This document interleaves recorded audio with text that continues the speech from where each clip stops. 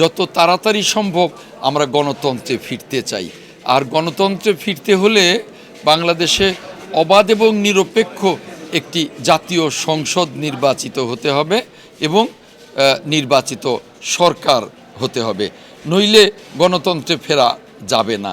কাজেই আজকে আমরা লক্ষ্য করছি যে একটি দল তারা বলছে যে স্থানীয় সরকার নির্বাচন আগে হতে হবে।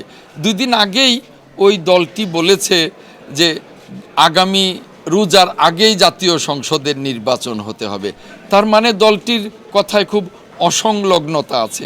আবার আরেকটি নতুন দল তারা বলছে যে গণহত্যার বিচার শেষে নির্বাচন হতে হবে।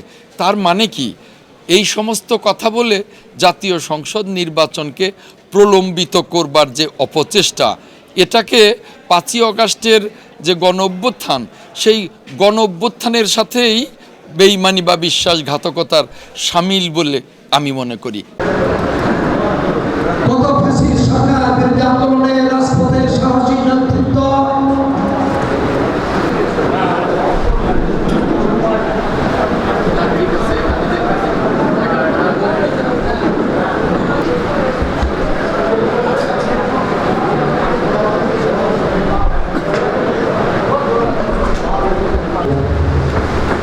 বাসায় উপজেলা শাখা প্রতিটি সভা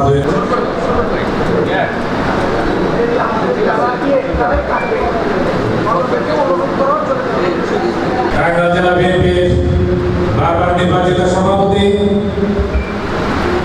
বারবার আহ্বায়ক ব্যক্তিত্ব, আমার শ্রদ্ধাভাজন আজকের এই অনুষ্ঠানের প্রধান অতিথি সম্মানিত সভাপতি হাসান জামিল শাহীন, আমি বিশেষভাবে উপস্থিত থাকবেন আহ্বান করছি বাসাইল উপজেলা বিএনপির ভারপ্রাপ্ত সভাপতি জেলা মাওলানা জাহাঙ্গীর। আমি প্রথমেই অনুষ্ঠানের শুরুতেই আজকের এই বর্ধিত সভা আমাদের